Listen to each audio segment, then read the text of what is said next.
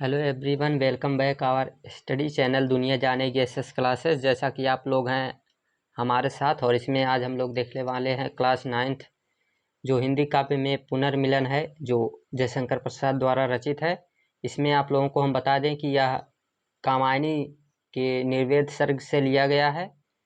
कामायनी में 15 सर्ग हैं और उसी से एक निर्वेद सर्ग है, उसी से यह लिया गया है।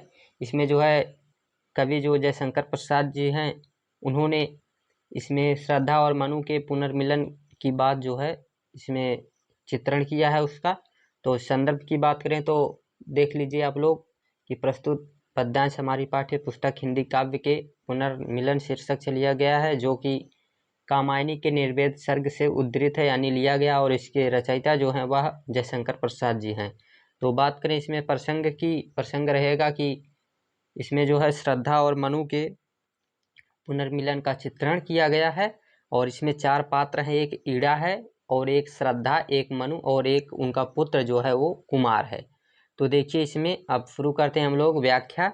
और काव्यगत सौंदर्य जो है वह लास्ट में, सबसे लास्ट में सबका जो है एक ही तरह से है, तो देख लेंगे। तो देखिए यहाँ पर, चौक उठी अपने विचार से कुछ दूरागत ध्वनि सुनती, इस निस्तब्ध निशा में कोई चली आ रही है कहती। तो ईड़ा जो है वह विचार विमर्श कर रही है शांत होकर।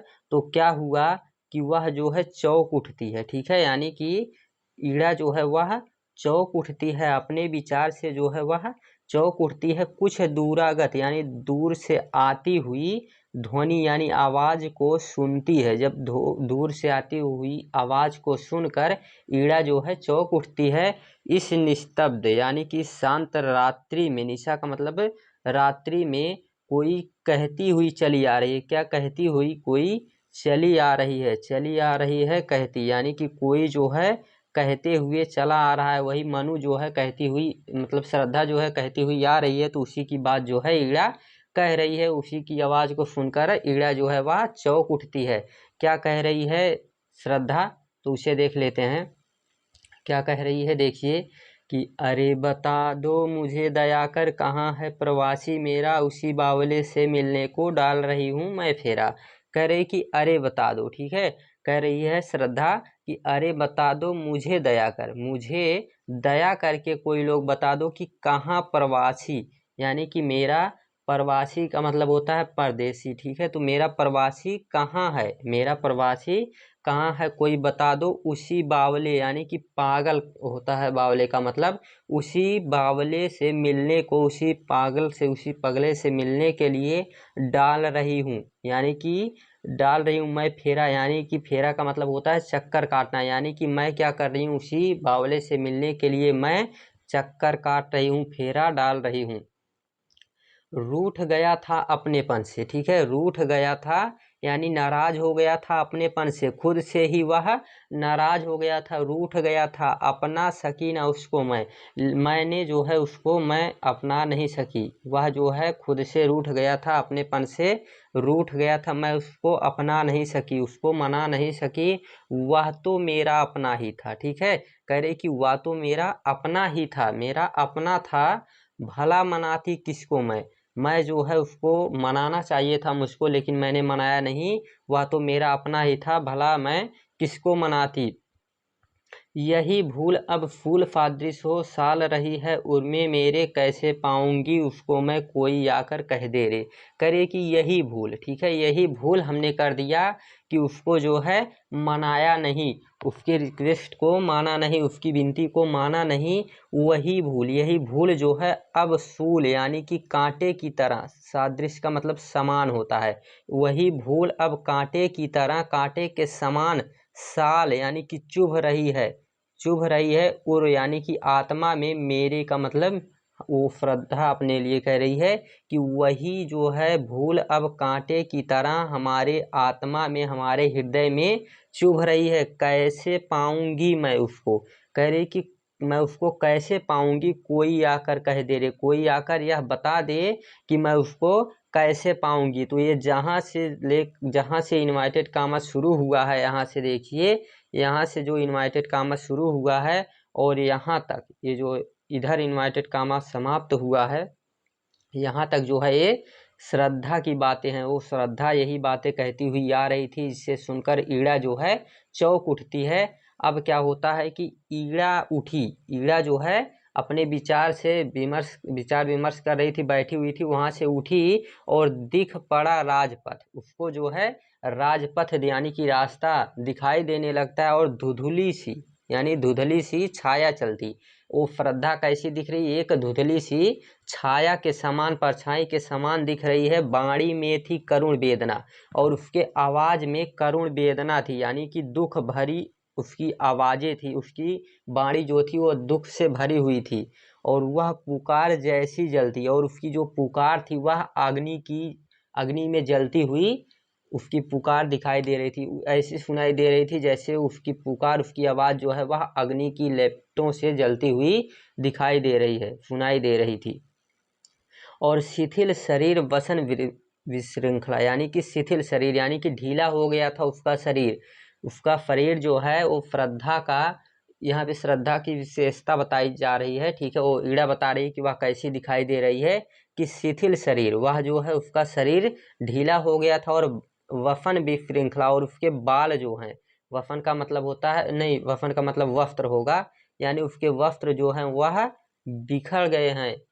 और कबरी अधीर अधीर खुली, और उसकी कबरी का मतलब होता है चोटी, अधिक अधीरता के कारण जो है वह खुली हुई है। उसकी चोटी जो है, कबरी का मतलब होता है चोटी, तो उसकी चोटी जो है वह अधिक अधीरता के कारण खुली हुई है। और छिन्न पत्र, और छिन्न भिन्न हो गए हैं। मकरंद यानी पराग लूटी सी, यों मुरझाई हुई कली, वह किस तरह से दिखाई दे रही है? जैसे मुरझाई हुई कली के पराग लुट गए हों और छिन्न भिन्न हो गए हों, उसी तरह से श्रद्धा दिखाई दे रही थी। ऐसा उसकी जो है ऐसी विशेषता ईड़ा बता रही है। आगे जो है नव कोमल अवलंब साथ में, नव कोमल यानी कि नया, छोटा सा कोमल, अवलंब का मतलब सहारा, साथ में छोटा सा कोमल सहारा जो है उसके साथ में था। वह किशोर, यानी कि वह का मतलब होता है आय, किशोर का मतलब होता है, वह का मतलब आया उम्र होता है। तो किशोर का मतलब होता है कि यानी छोटा, अभी किशोर बालक उंगली पकड़े।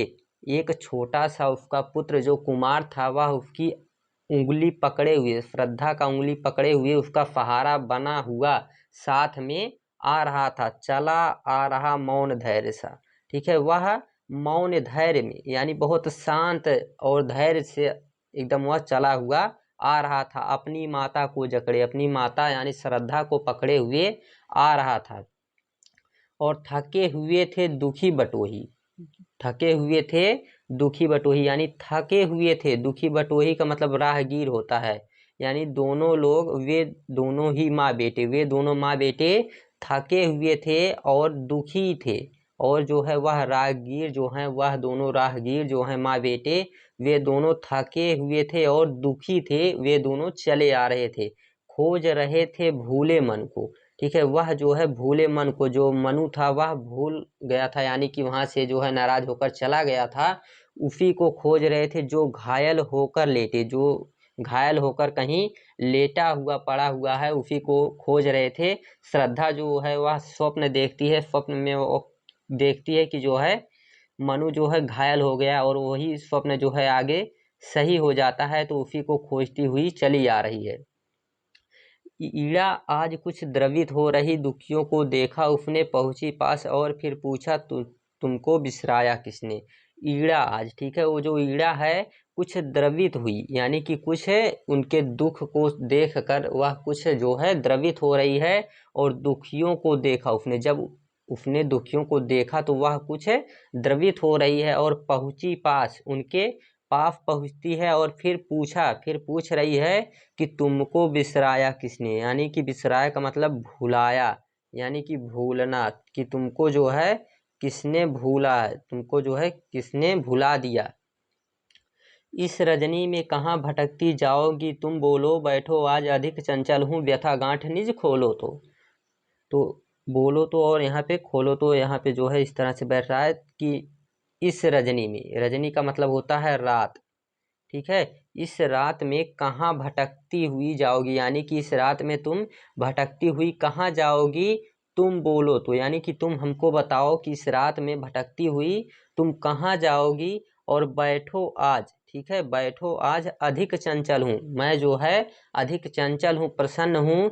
व्यथा गांठ, व्यथा का मतलब होता है दुख, यानी कि तुम अपने दुख की गांठ को, दुख की बात जो है उसको खोलो। नीच का मतलब होता है अपना, यानी कि तुम अपने दुख की गांठ को कुछ खोलो, कुछ बताओ। मैं आज अधिक चंचल हूँ, यानी सुनने के लिए मैं व्याकुल हूँ, मेरी जो है आत्मा वह सुनने के लिए व्याकुल हो रही है। तुम अपनी बातों को, अपनी दुख की बातों को जो है खोलो। और जीवन की लंबी यात्रा में फिर जो है श्रद्धा को कुछ बातें बता रही है, ठीक है। तो कह रही कि जीवन की लंबी यात्रा में खोए भी मिल जाते, जीवन है तो कभी मिलन है, कट जाती हैं दुख की रातें। तो क्या कह रही कि जीवन की लंबी यात्रा में, यह जो जीवन की लंबी यात्रा है इसमें खोए भी, जो खो गए हैं वो भी मिल जाते हैं। जीवन है तो कभी मिलन है, यहाँ पर जीवन है तो कभी मिलन भी है, और कट जाती हैं दुख की रातें। और जो है ये दुख की रात जो है यह कट जाती है, कभी दुख की रातें आती है तो कभी जो है खुशी का सवेरा भी आता है। तो इसीलिए जो है कह रही है सुख का सवेरा भी आता है, इसीलिए कह रही कि यह दुख की रात जो है कट जाती है। श्रद्धा रुकी कुमार श्रांत था, मिलता है विश्राम यही, चली ईड़ा के साथ जहाँ पर वही शिखा प्रज्वलित रही। तो यहाँ पे क्या है कि श्रद्धा रुकी, श्रद्धा जो है उसकी बातों को सुनकर रुक जाती है, और कुमार श्रांत था, श्रांत का मतलब हो जाएगा थका हुआ, श्रांत का मतलब होता है थका हुआ, यानी कि श्रद्धा रुक जाती है और कुमार जो था वह बहुत ही थका हुआ था, और मिलता है विश्राम यहीं, और यहीं पर उन दोनों को आराम मिलता है, विश्राम मिलता है। चली ईड़ा के साथ जहाँ पर, और ईड़ा के साथ, ईड़ा भी उनके साथ जाती है, और वहीं शिखा जहाँ पे वे लोग जाते हैं वहीं जो है लव, यानी शिखा का मतलब होता है लव, प्रज्वलित, यानी कि वहाँ पे जो है क्या है आग, आग की लौ, यानी अग्नि की लौ जो है, लपटें जो हैं वह जल रही थी, यानी चल रही थी। और फहफा धधकी बेदी ज्वाला, और अचानक जो है धधकती हुई बेदी यानी दुख की ज्वाला जो है उनको दिखाई देने लगी। यानी कि जो श्रद्धा है वह वहाँ पर जब पहुँची तो उसको ऐसा लगा, यानी कि वहाँ पे वो श्रद्धा जब पहुँचती है तो मनु के घायल होने के कारण उसको जो है उसकी आत्मा धधक उठती है, और मंडप अवलोकित करती, और जो है वह पूरी तरह से मंडप को क्या कर रही है, अवलोकित ऐसे प्रदर्शित कर रही थी। कामायनी देख पाई कुछ, कामायनी यानी कामायनी का मतलब होता है यहाँ पे हो जाएगा श्रद्धा, ठीक है। कामायनी का मतलब श्रद्धा जो है देख पाई, श्रद्धा जो है उसको देख पाई और पहुंची उस तक डग भरती, वहां पर जो है डग का मतलब पांव धरते हुए, यानी कि जल्दी से वहां पर पहुंची। और वहीं मनु घायल सचमुच, और वहां पर क्या देखती है कि वहीं जो है मनु घायल पड़ा हुआ है, सच में घायल पड़ा हुआ है। तो क्या सच स्वप्न रहा, तो सोचती है कि जो स्वप्न उसने देखा था क्या वह स्वप्न सच्चा हो गया, यानी वह स्वप्न जो है वो सच्चा है। आह प्राण प्रिय, कहती है कि हे प्राण प्रिय यह क्या, ये क्या है, तुम यहाँ पे कैसे पड़े हुए हो, खुला हृदय, और उसका हृदय जो है वो घुला हृदय, यानी कि वह उसका हृदय जो है वो घुल जाता है, यानी कि थोड़ा सा द्रवित हो जाती है, और बन नीर बहा, और उसका जो है उसकी आंखों से जो है आंसू निकलने लगते हैं। ईड़ा चकित, और ईड़ा जो है वह चकित हो जाती है। श्रद्धा आ बैठी, और श्रद्धा उसके पास, मनु के पास आकर बैठ जाती है, और वहीं मनु को जो है सहलाने लगती है, और अनुलेपन सा, कैसा उसको जो है स्पर्श, उसका ये जो मधुर स्पर्श था वो कैसा दिखाई देता है, अनुलेपन का मतलब होता है मरहम, ठीक है। तो मरहम की तरह जो है उसको वह अनुलेपन लगने लगता है।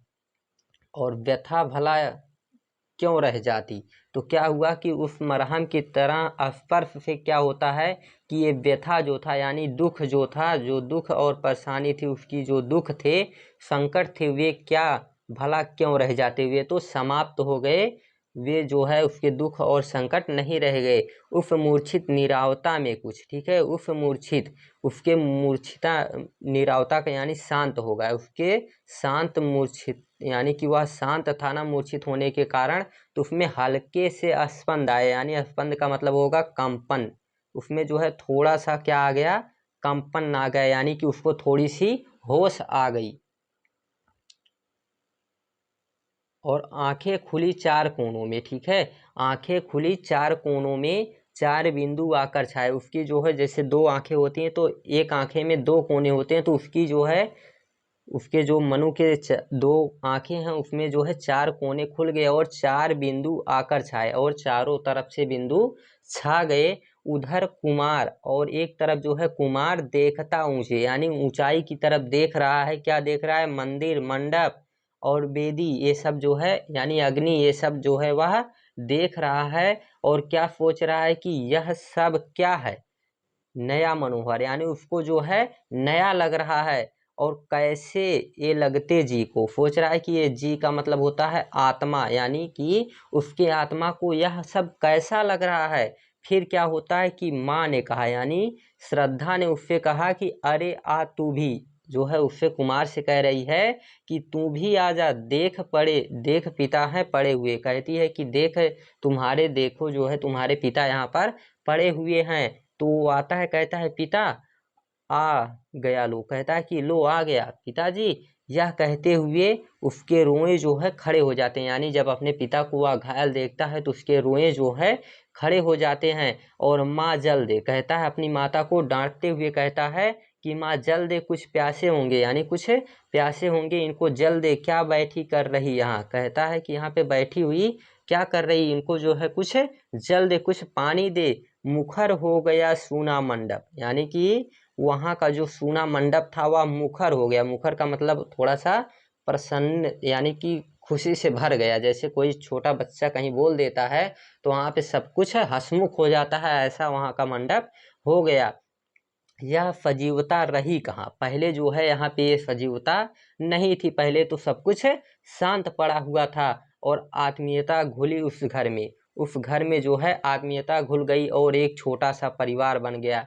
उन लोगों का एक छोटा सा परिवार बन गया और छाया एक मधुर स्वर उस पर। और क्या हुआ कि श्रद्धा का जो संगीत था उससे जो है एक मधुर स्वर, यानी एक मधुर स्वर जो है निकला वहाँ से, जो है जिससे जो है श्रद्धा के मधुर स्वर से क्या हुआ, श्रद्धा के मधुर स्वर से एक संगीत बन गया, एक जो है संगीत बन गया। तो यही था हमारा पुनर्मिलन। और इसमें जो है आप लोगों को बता दें, काव्यगत सौंदर्य आप लोग लिख लीजिए। तो सबसे पहले आप लोग हेडिंग डाल लीजिए यहाँ पे रस, ठीक है, और इसके बाद अलंकार। और वीडियो को लाइक और शेयर करते रहिएगा आप लोग, और जो लोग नए हैं वे चैनल को सब्सक्राइब करें। और इसके बाद जो है भाषा, ठीक, और छंद जो है गेय पद और मुक्तक है। तो यहाँ पे रस में लिख सकते हैं आप लोग, रस में श्रृंगार है, ठीक है, श्रृंगार है, और इसके बाद करुण है, ठीक है, और शांत है, ठीक। तो ये तीन रस हो गए। और इसमें अलंकार की बात करें तो अलंकार अनुप्रास है, ठीक है, इसके बाद जो है उत्प्रेक्षा है, और जो है उपमा है, और जो है रूपक है, ठीक है। तो ये इसमें अलंकार हैं। और भाषा की बात करें तो भाषा साहित्यिक खड़ी बोली है, ठीक है, साहित्यिक खड़ी बोली है। और इसमें जो है अगर बात करें हम क्या कहते हैं छंद, तो वो जो है गेय पद और मुक्तक है, ठीक है। तो ये था हमारा जो है पुनर्मिलन और समाप्त हो गया। तो आप लोग जो है वीडियो को लाइक शेयर और कमेंट करिएगा। और इसके बाद जो है जहाँ तक हो सके जितना आप लोगों के पास व्हाट्सएप फेसबुक ग्रुप है उसमें शेयर करिएगा। और जो है इसी तरह से चैनल पे वीडियो देखने के लिए चैनल को सब्सक्राइब करिएगा। तो thanks, take care, bye bye.